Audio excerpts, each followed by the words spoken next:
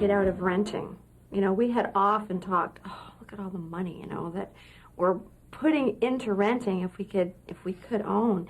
But we never really thought it would be possible, honestly. I think to save ourselves from discouragement, you just put it off and you said, yes, perhaps, but way in the future. The Bealbys had always rented, paying for the privilege of looking after someone else's place, Dave says. $1,200 a month plus utilities.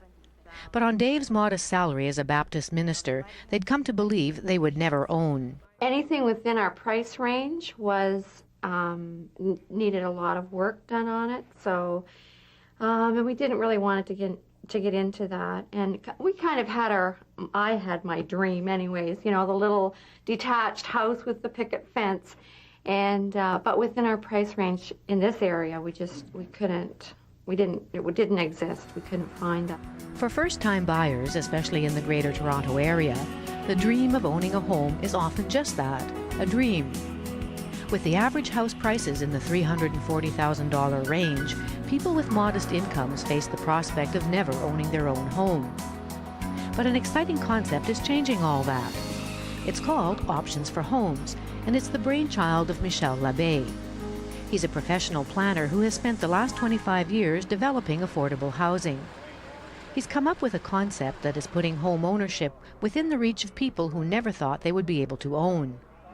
This is the official launch of the development. There you go. Guildwood Village. What I like to think, oddly enough, is that the bottom line is, do you want to live in a good community? And you want to pay as little as possible to live in that community. That's the bottom line for Options, is if we can put a building together that's a quality building that people will enjoy to live in and that they pay as little as is reasonable to live in those homes, then we've succeeded. How does Options do it? The answer lies in its nonprofit framework. It's not part of the profit motivation to think of what the lowest price is. We work on a nonprofit basis, so it eliminates the issues that relate to how do we maximize the profits. You know, what do we put in to sell it for the most in order to make the most money? The minute you stop thinking that way, everything changes. Options is a private, nonprofit corporation designed to make affordable home ownership available to low to moderate income people, although there are no restrictions on who can buy.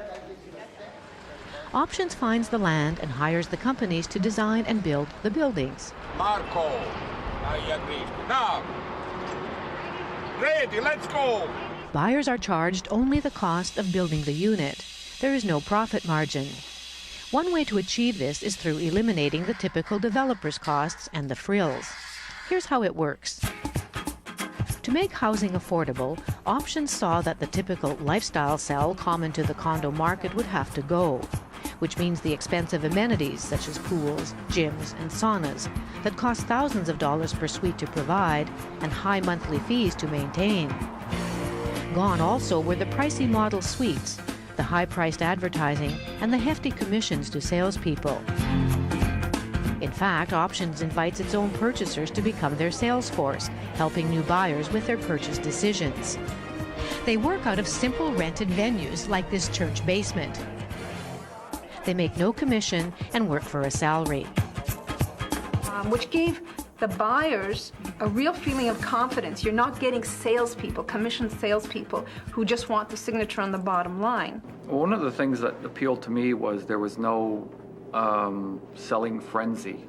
Nobody was calling me up the next day asking me if I had made a decision. It was all done on my terms, on my own time. That was a large part of my decision to buy, is that I never felt rushed.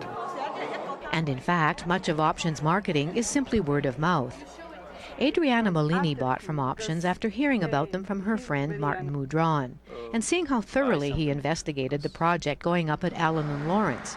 Nothing more than an empty government property at the time, and now an impressive condo that has made its mark on the site. Like, I did buy because he did first. Otherwise, I will still be waiting. And I know, like, for him to buy already, he has a table with columns and rows and prices and comparisons. So for sure, it was a very good decision to do, and I knew that there was not going to be a problem. The comparisons that Martin made confirmed what Options promises: a quality home at an affordable price, made possible by eliminating the three key factors which drive prices up: the high-ticket amenities, the marketing costs, and the profit margin, in this way shaving $40,000 to $50,000 off each suite. It's an approach they've been taking to several new developments in the city for the past few years, like Weston Village, the Bealby's townhouse complex, which was Option's first project. With only a $7,000 down payment, they moved in 1998. I don't think we would have been able to get into housing, into buying a home, unless it had been for Options. And this is now a sentiment shared by many others. I'm fairly young and single and a woman. Without Options, I would not have had the chance. I just wouldn't have been able to afford it. Brenda bought a small 400 square foot bachelor suite at Shermont for $97,000. And Options made it possible for Robert Freeman to buy his 2-bedroom suite also at Shermont. I wanted to buy very much, and I heard about the Options concept. I think without that, I'd probably still be renting. Shermont, a 430-unit townhouse and apartment complex, was completed in 2003. Just a few years earlier, Options built 3 condos at the historic Gooderham and Ward site, then a vacant and barren spot with an undetermined future, and now a thriving cultural and entertainment center. The Liberty development at Pickering got underway in the spring of 2004.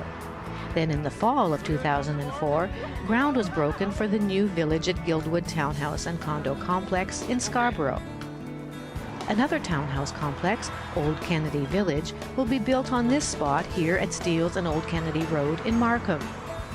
And the concept has spread to Montreal and Waterloo. Jan Chichura is Options affiliate in the Waterloo-Kitchener area. He says the most rewarding aspect of this project for him is the enthusiasm of the purchasers. Before we came to town, they thought that home ownership was strictly out of their reach. Jan has lived in Waterloo all his life. He heard about the Options concept and recognized a need that other developers in his community were not addressing. He persuaded Options to set up an affiliate there, which he now heads. The land that he acquired was a former 5-acre, down-at-the-heels, downtown school site, close to 2 universities. All of these neighborhoods over the last 15 years have been gobbled up by student housing and some of it on the ghetto side. So the town was very concerned in trying to stabilize this neighborhood. The city liked Options' philosophy, that affordable ownership is one of the keys to a successful community. Out of probably a dozen different developers that put bids on this site, the city fathers elected to pick Options for homes because of our track record in Toronto. The village at Brighton Park is now home to a mixed community of young families, singles, and seniors with modest incomes. The 15 fourplexes range from 650 to 1,200 square feet and cost between $80,000 and $125,000. They sold out in 4 months. The future is bright for further Options projects in his area, Jan says, because there's nothing comparable being built. The same is true in Collingwood. David Hughes heads Options affiliate in that community. Being a developer, coming from the private sector, I went through all of the numbers. And I can tell you that they all make sense. Whereas rental housing, subsidized housing just doesn't make sense. And really, in the long run, it's home ownership that wins. Reid Rossi is past executive director of the Canadian Housing and Renewal Association, a national voice in providing affordable housing in Canada. He's also a member of the Ontario Municipal Board and an Options purchaser. What they've done is envisioned creating homes that the average Canadian can buy into. And that can be done whether it's Toronto or Victoria or St. John's. One of the keys to Options' success is that they work with buyers willing to take a chance on a neighborhood that is yet undeveloped but has great potential. Like this property, the site of the old Canada Mortgage and Housing Corporation building, which had been sitting empty for several months. Options acquired the site under favorable conditions, paying off the land over time. So, you might well ask, why aren't other developers going after these properties? The regular developers aren't pioneers. They want to build where they've been successful before, so they stay downtown. They stay in the core areas that have already sold at the kind of prices they're prepared to sell for. The old Gutterman-Worts distillery, close to downtown but on the edge of derelict lands, is a classic example. Now home to 3 well-designed options condos in the heart of what has turned into a high-profile complex of cafes, restaurants, and galleries, it's now regarded as the hippest address in all of Toronto. But it wasn't hip to move into an industrial wasteland, which is what this place was. Friends of couples like the Bartels said they were crazy. Like other options buyers in the early days, the Bartels had bought on faith. But now that the option suites here at the site now known as the Distillery have increased in value more than other condos in the city, the skeptical friends are changing their tune. They thought we had some sort of inside information that we weren't sharing. And, you know, that we were just very, very smart and sort of unscrupulous land speculators or something like this. We go in and we actually put up a modestly priced building, something that's affordable for people, and thus the community starts to see new construction and regeneration and activity. And that changes the view of not only the neighborhood of itself, but the people who move in, and then the community improves and upgrades from there. So we sort of just travel around ahead of the crowd is really what it comes to, and we pick those sites that are not yet seen by the rest of the development industry, and then they follow behind us. Since then, Options has continued to make news and garner political support at every level. The launch of the Guildwood project in Scarborough in the fall of 2004 brought out representatives from both the provincial and federal governments, who announced that they would be providing over $2 million in loans to help Options lower-income buyers with their down payment. And I'm incredibly excited about this particular announcement today. Ladies and gentlemen, this is an historic event. John McKay is MP for Scarborough-Guildwood. And I was very impressed. It struck me as a really intelligent way in which to approach the issue of affordable housing. David Kaplan, Ontario Minister for Public Infrastructure, says he's often amazed at how good public policy is also good business. In my business, we look for what we call win-wins. This is win-win-win-win-win for the governments involved, for the providers involved, but most importantly, for the citizens of this province who are going to have a greater access to housing options and greater affordability. The government loans will augment a loan or second mortgage that Options already provides to help people with their down payments. How this works is fully explained to potential buyers at the information sessions to which they're invited. The Options contribution, simply put, we're acting like an uncle and we're assisting in your down payment. We're lending you money towards your down payment to help boost your down payment. And then when the house is sold, you get a percentage of whatever the house has been increased by? That's right. We take a percentage of the profit margin. And it's based solely on what we lent you. Yes. And the Options contribution is through the company, that's through right. you? Yes, that's right. Privately? Yes. Okay. Because this loan has to be paid off if you sell, the concept is not attractive to speculators. 90% of the people who lives in this building owns the place. And like owners, you take care of the place because it's your home. You want it to look nice for your visitors, your friends. And there are other pluses, like savings on mortgage insurance fees because the loan allows for a larger down payment. And the increased value of this loan, or second mortgage, which is recouped if the buyer decides to eventually sell, then goes towards creating more housing. I think this concept is one that's going to sweep the country and be an answer to the housing shortages everywhere. Penelope Tyndale downsized from a large house in Barrie. She and her husband had scoured the Toronto housing market for a year and a half, but everything they saw needed a lot of work. Neither of us had a lot of pension money, so we needed to move into a place that we could afford to live in, and hopefully we could afford to live in for the rest of our lives. Sadly, her husband died just before they were due to move in.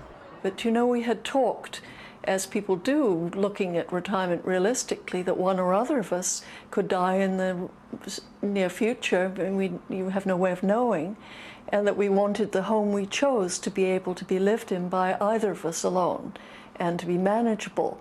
And so I realized, very quickly after his death that in fact we'd made a good choice. And so many people who have visited have said that to me.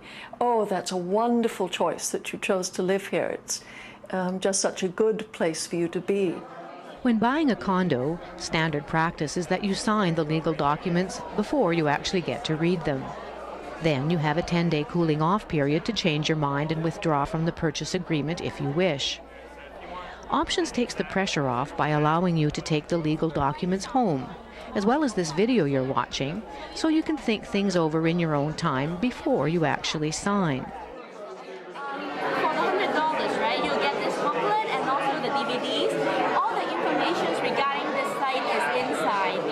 You have the legal documents, the financial documents, and the lawyer's information, and also all the floor plans. My friends that I mentioned it to when I first heard about it said that it sounded too good to be true, so there had to be some sort of hidden catch. And as I looked into it further, I kept on asking that, and yet there wasn't. It was it turned out to be the product of a vision of the founder of Options, and not the first building. So there had been learning along the way, and it turned out to be this miraculous gift. It's true. When something sounds too good to be true, you can't help but wonder, what's the downside? Well, for some it might be the absence of a model suite, making it hard to envision what a typical suite might look like. But as we've seen, it's one of the factors that contributes to the great value. And people at all stages of their lives have recognized this. They cover the spectrum from young to not so young, single to newly married. There are those on a tight budget and those on a more flexible budget. People building careers to established professionals and empty nesters. Housing creates community. And what that really means to me is that mixed stock is the way that we have to go in growing our cities and our urban centers. You have to provide affordable homes for a diverse group of the Canadian public. This type of series of homes, and in the 3 buildings we have, achieves that. And when you grow community, you grow people, you grow social aspects, you grow the cultural aspects. I know, working in many other condos, that you don't have that. That the biggest complaint people have is they feel very isolated in a tower surrounded by thousands of people.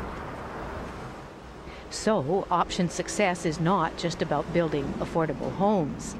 It's about building community, a direct result of how Options is set up. Buyers come together as a cooperative to work together with Options, which acts as a development consultant, hiring the expertise to develop the condominium.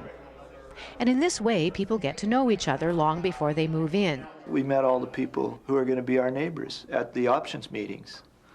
And, we were able to decide literally what our building was going to be like. Strong sense of togetherness because we were the builders. And this carries over into strong neighborhood associations who continue to have an impact, shaping the kind of vibrant community they envision.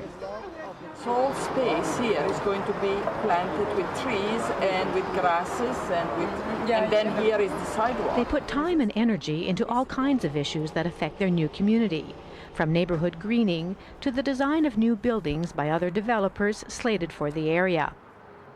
There's a lot of established communities in the city. Here was an opportunity to come in and grow a community from the beginning. And to watch the value of the suites grow as well, up almost 30% in 2 years at Shermont, for example.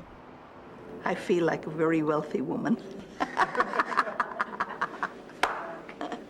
Because it increased quite a bit. I'm paying about $100 a month more than I was paying for a bachelor apartment at Yonge and Eglinton, and I have a nice size 1-bedroom. And there are things that are priceless. When Nan Budding's husband died 4 years after they moved in, she wasn't sure she wanted to stay. Her neighbor's response changed her mind. There was such an outpouring of support and love. People came with a couple of hams, people came with cakes, people came with all kinds of things. And when we had his memorial, his service in the church, we had 3 benches of neighbors that filled the church. And it was just, for me, it was a turnaround. If I had thought of moving, I decided afterwards, no, I don't move away from him. And neighbors put up a plaque in his memory above the small library that he started for the condo. Compared to living in the house we lived in for over 30 years, we had instant community here. I think Michael Labbe is a visionary when it comes to options for homes and realizing that he's really putting into action what we all dream about, owning our own home. And I think with his leadership in this area, the possibilities for this extending across the country are endless. It's more than I expected. I like the ethnic diversity in the neighborhood. I think anyone could move in here and feel at home. It's just it's a community. The building is very, very structurally sound. And I'm so lucky and happy.